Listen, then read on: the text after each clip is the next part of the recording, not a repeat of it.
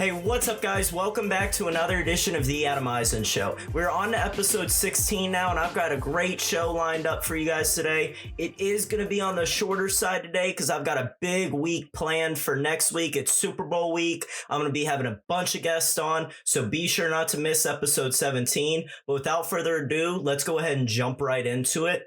Before we get into my championship weekend reaction and all that, as you guys know, on Tuesday, a man who won 7 Super Bowls, who's possibly the GOAT of all GOATs, has won many MVPs, won Super Bowls for 2 teams, and is the best to ever play football, retired. I just want to send a thank you to Tom Brady for all that you've done with the league and for the league over the last 20 some odd years. I think it was 22, 23 that he has been in the NFL. The NFL has gone through all sorts of changes. He represented the NFL Players Association in the 2011 battle with the CBA, NFLPA during the lockout and all that. And he was a real representation of what a leader, a hard worker, and what a great football player is like. So thank you, Tom Brady, and I look forward to hopefully seeing you back in the football world in a couple of years, whether that be coaching, analysts, whatever it may be. Thank you, Tom. Now, let's go ahead, jump into it with championship weekend. I want to start off today with the Bangles at the Chiefs. As you guys all know, Joe Burrow went into Arrowhead and beat the Kansas City Chiefs. I picked the Chiefs money line. I did have Bengals +7, but I picked the Chiefs money line. Didn't think the Bengals were going to be able to get it done, but they actually absolutely shut down Patrick Mahomes in the second half. And before I get too into the game, first I want to say something about the overtime rules. No one seems to be complaining this week. And why is that? Because both teams got the ball, obviously. But last week, when the Chiefs and the Bills went in overtime and the Chiefs got the ball first and everybody was pissed. And then I came on here and said, it's history, guys. This is the way it's been. If you can't go out and win in the AFC divisional round and your first 11 to 13 possessions, then you don't get to make that call. Yeah, it comes down to a coin toss. It sucks, but that's the way it is. The NFL overtime rules have always had history behind them. They are put into place for a reason. As you saw this past weekend, it's not a guarantee that an offense is going to go out there and score. And everybody that's rooting for like the college overtime rules, honestly, to me, the college overtime rules kind of seem like junior high rules. They're just dueling it out. They're not bringing in all parts of the game. You're not even factoring in special teams during the... How are you just going to leave out special teams? Special teams almost single-handedly lost a playoff game for the Packers. And you want to throw them out come overtime? An NFL team takes all 53 players to make plays. And it does not just come down to a coin toss. This is history. I get why people get upset. Believe me, I have been on the bad side of numerous coin tosses. But it's part of it. The Chiefs now, they won both coin tosses in back-to-back weeks and lost one of the 2 of those. It's not always confirmed, even with a special, really great talent at quarterback. And that's where I'm going next with this segment, is talking about Patrick Mahomes. Now, obviously, everybody knows that Patrick Mahomes is a magician. He's a special talent, and it's probably like something we've never seen before in this league. That's one trait we know about him. And I think the second trait that we are beginning to learn about Patrick Mahomes is when he gets bad quick. And it happens it's happened now a couple years in a row. He's gone through, obviously, the mid-season slides, and then he comes back out of it. But in that AFC Championship games, he was red hot. And then all of a sudden, it was like a deflation. It was like a balloon letting out all of its air. He was just done. He didn't have the same mannerisms on the sideline. He wasn't acting the same way. And it seemed to me, honestly, he lost all of his confidence. And it was most evident on the pick in overtime that the Bengals got. Patrick Mahomes just wasn't there mentally. And now I talked about this about 8 weeks ago. And I'm going to say this. Patrick Mahomes is a generational talent. He's one of the best quarterbacks this league has ever seen. But every single quarterback, including Tom Brady, has their downfalls. Tom was never real mobile. He's not a big athlete. You know how he makes up for that? He is the biggest football IQ you can get, and he works harder than anyone else ever will, other than Jerry Rice, probably. You go to Patrick Mahomes' scouting report, which brought up a little while ago. It's just a few of the points from his cons. Decision-making can go from good to bad in a moment's notice. Willingness to default to playground style appears to limit his ability to get in a constant rhythm. Impatient, does not have a repeatable passing motion, and can be inconsistent in his approach, which I think is what all we saw last weekend in the second half. The second it started to not go his way, he started to lose his confidence.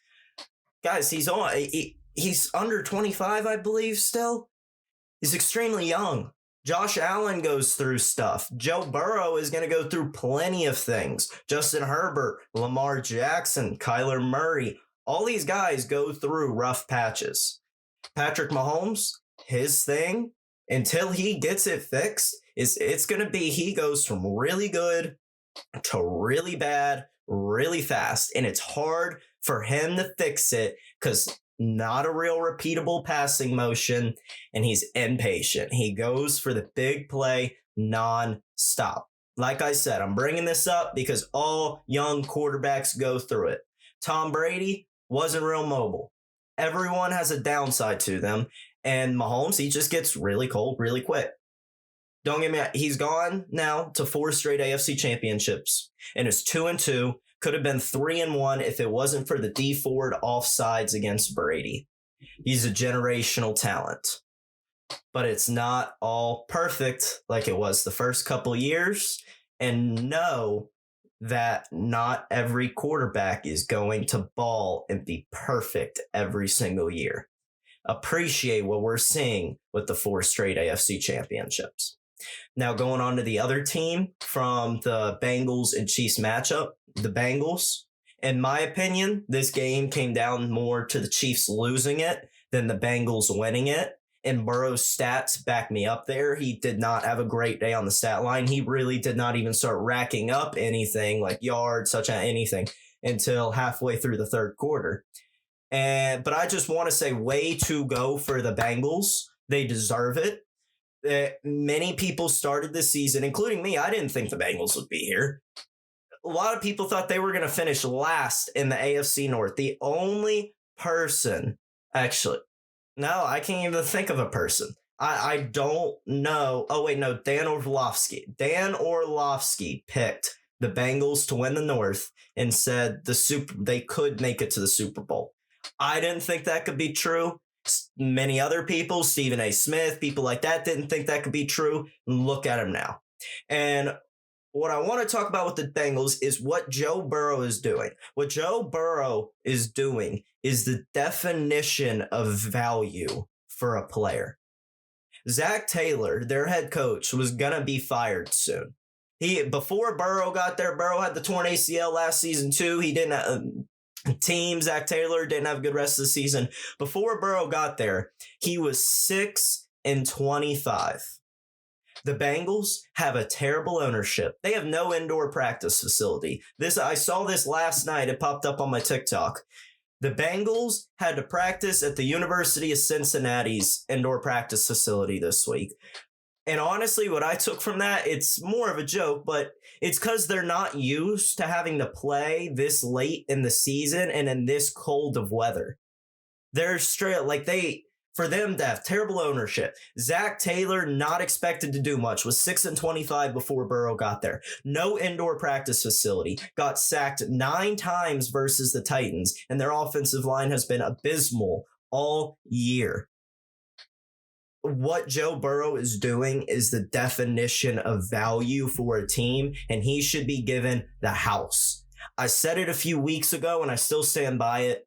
I think Rodgers deserves the MVP. It's a regular season award. Playoffs don't play a factor into it.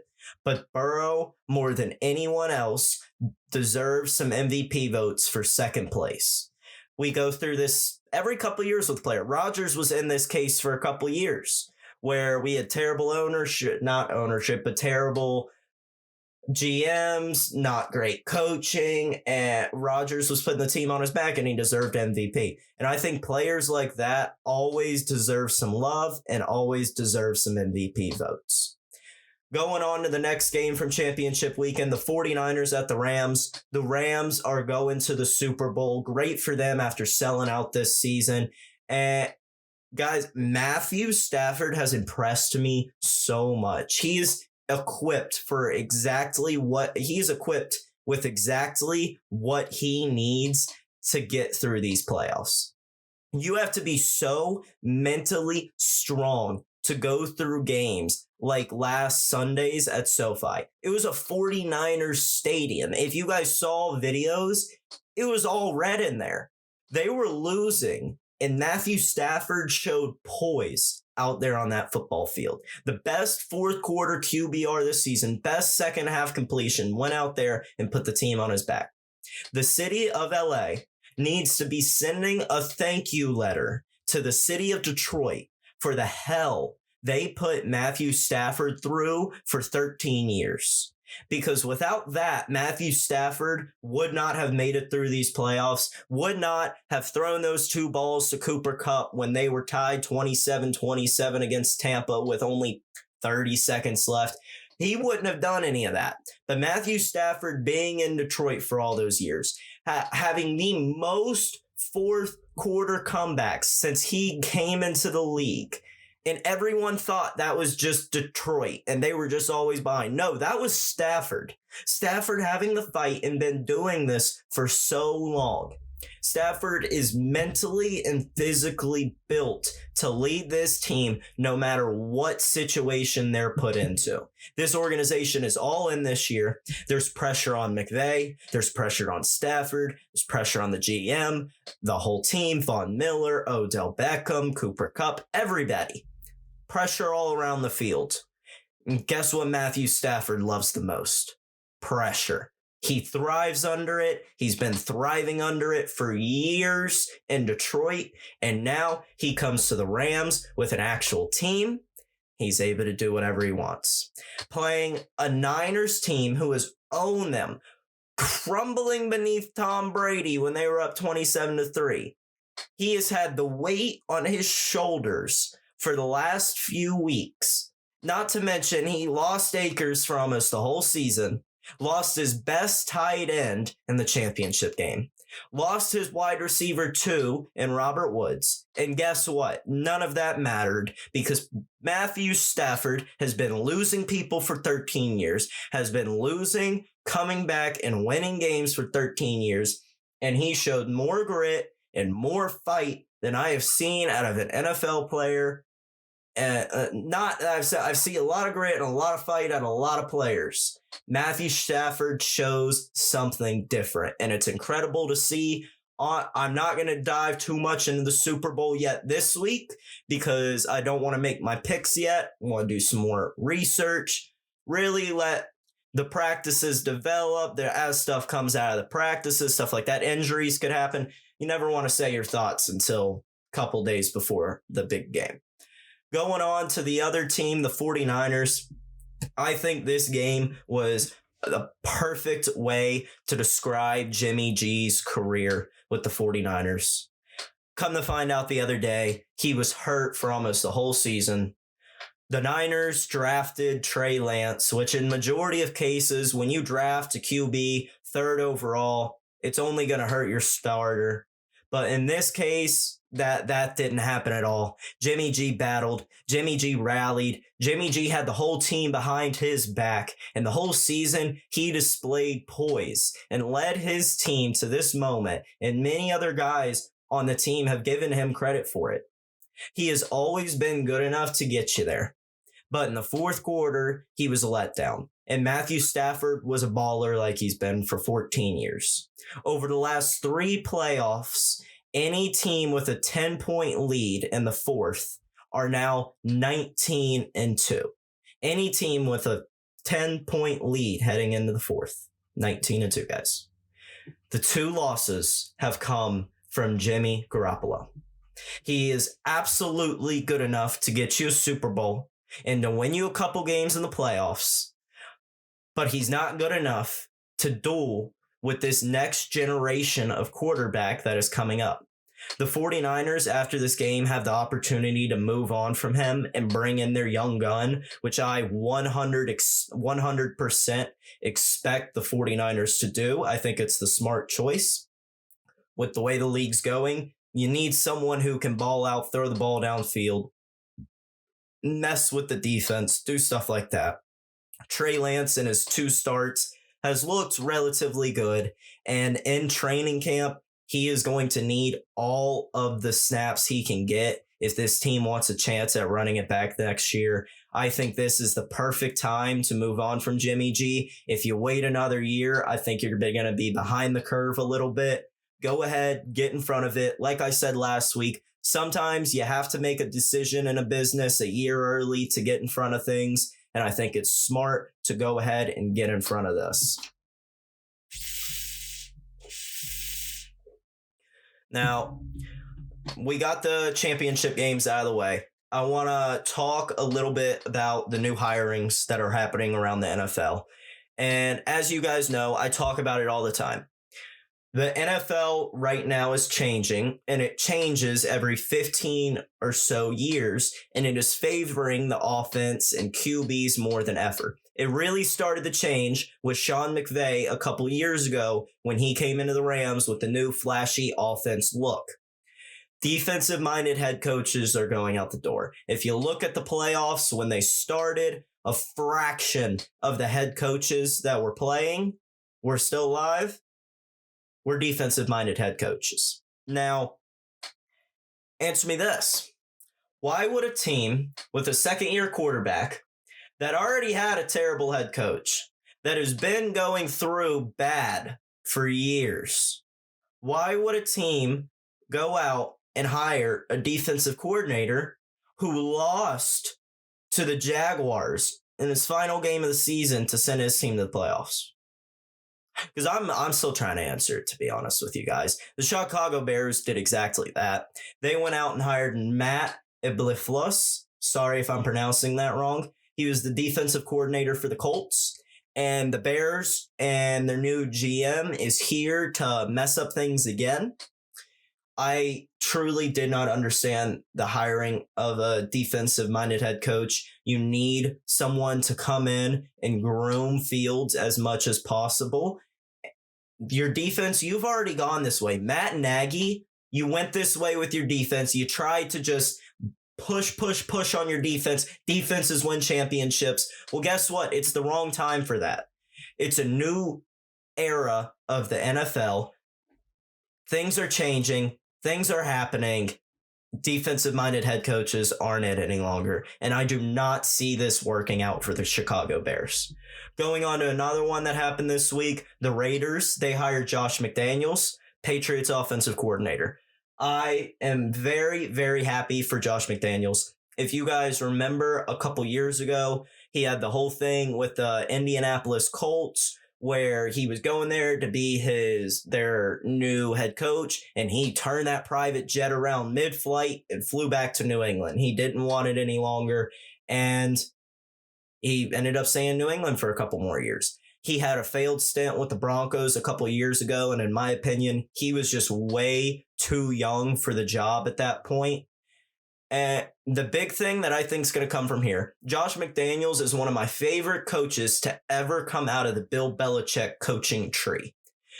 But often the tree does not work out coming out. And coaching trees, if you guys don't know what I'm talking about, obviously each year there's these legendary head coaches. You can date all the way back to Vince Lombardi. You can go to Joe Gibbs. You can go to John Madden. Or I'm going to keep it more modern to explain it. Let's take Andy Reid and Bill Belichick.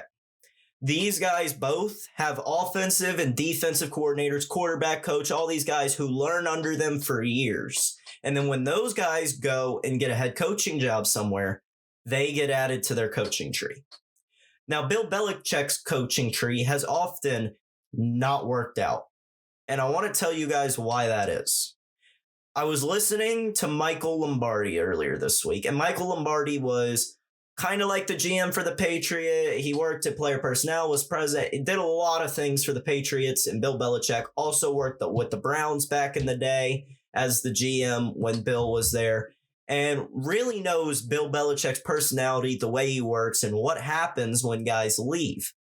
Now, the reason it doesn't often work, he said, was because people often go in and try to retrain instead of teach. Just straight up break down and teach. And let me explain that to you guys. When coaches go in, if they don't hire a full new coaching staff with all guys who are willing to come in and learn, they have to be young guns, not old guys who want to stay in their way. He gave a great example. A lot of coaches will only look at the last 3 weeks of film. I didn't know that. They will only look at that. Anything past 3 weeks ago, it's pointless. But Bill Belichick will study, it'll be week 17, and he'll study film from week 1.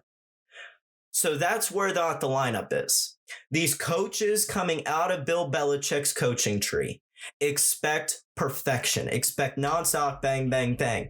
And that culture is not put into place in other franchises. The New England Patriots is the only place where that culture is, and nowhere else is even remotely close.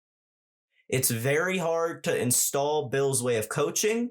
I think the only way to go about it is to take Bill's way, and you have to have your own way, and those have to come together. And I think Josh McDaniels could finally be one of the guys to do that. I really like this hire for the Raiders. I'm really upset that they got rid of Rich Bisaccia. I thought he was a great interim head coach to get them, the Raiders and Derek Carr, to the playoffs after everything that happened with them this season. And then you had Matt Gay and Max Crosby, and Derek Carr coming and supporting Rich and saying we want them as our coach. To go with someone else, I don't like that. But considering it's Josh McDaniels, the hottest guy on the market and has been for years, it's a good hire. Last team I'm going to talk about, and I'm going to be talking about two guys here. You guys have probably seen this all around the headlines this week. The Giants hired Brian Daboll, the Bills' offensive coordinator. And first, I'm going to talk about his press conference, and then I'm going to get into the Giants and what they've been doing with the Brian Flores situation. Press conference, for one, I loved. I think you could tell a lot about a coach from their opening press conference. You could tell a lot about how the way they're going to act. I think he is going to be great. And opening press conference, especially for guys like the Bull, who's Bill's offensive coordinator, had a great quarterback, stuff like that. You really see how they're going to act, how they're going to go about things. Like Dan Campbell biting off kneecaps. He has not lost that energy since day one.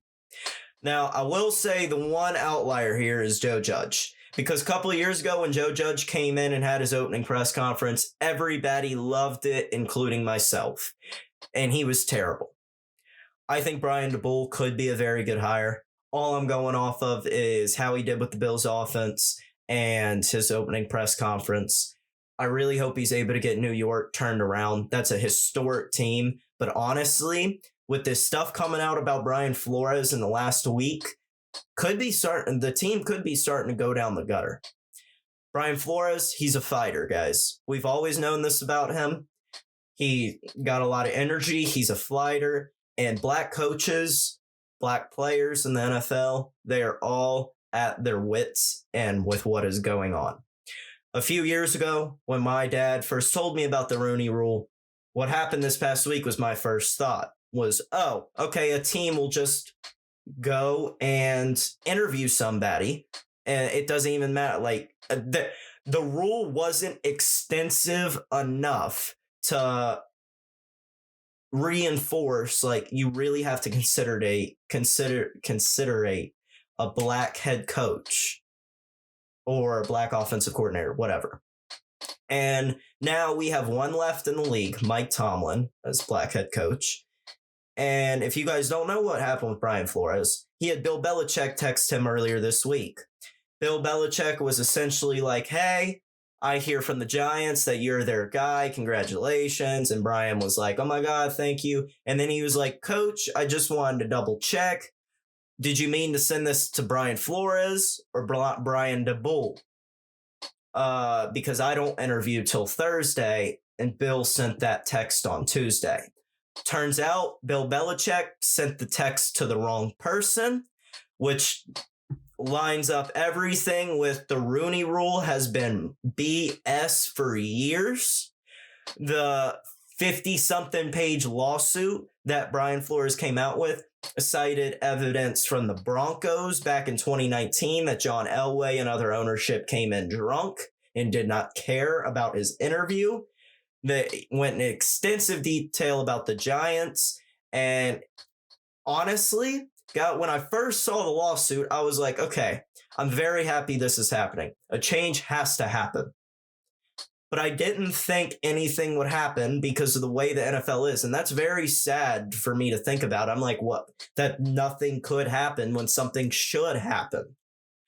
But now, then I went and did some research about the law firm, for one. He's using the same law firm that won the settlement in the Fox News racial allegations cases a few years ago. And with all these NFL players, all the other black head coaches, and there was 2 pages in this lawsuit that was all about Eric Bieniemy, the Chiefs offensive coordinator, background and skill set, and the other guys that have been hired over Eric Bieniemy. The lawsuit lays it out clear as day.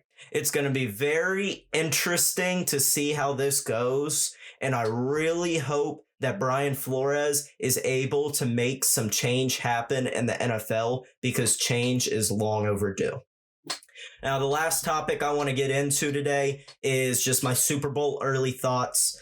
The Bengals versus the Rams, the opening line was -3.5 favoring the Rams. There's big stars on one side with the Rams, an up-and-coming team on the other side with Joe Burrow and Jamar Chase, Higgins, Mixon, Boyd, big up-and-coming team. The Bengals lost to Zuma this past week. That really upset me. The Rams sold out this season. They've been selling out for seasons on end now. And the Rams are better in almost every position and coaching-wise. But the Bengals have Joe Burrow. I worry because Joe Burrow is a rookie and anything can happen in the biggest game of your life. But that's why I'm not giving you guys a pick today, because I really want to look further at this game. Initially, money line wise, I'm leaning towards the Rams, but I would not be surprised if the Bengals won this game at all. This is one of the most not expected Super Bowls. And I don't know what to do Super Bowls. I just have to do more research. I can't wait for next week and be able to have people on. You guys, it's going to be a great episode. Like I said earlier, not going to want to miss it. Last thing is I'm going to address my picks from last week. I went 2-0 on the spread, 3-2 throughout the prop bets. It was another great week betting with the Adam Eisen Show. If I had to give an early line right now, I would probably pick Bengals plus 3.5. I think it's going to be a close game, like a 27-24 type matchup. And I'm really excited. February 13th could not come soon enough. Thank you all so much for tuning in to another edition of the Adam Eisen Show. Be sure to come back next week for the Super Bowl edition. I'll be having lots of guests on and a great show planned, so be sure not to miss it.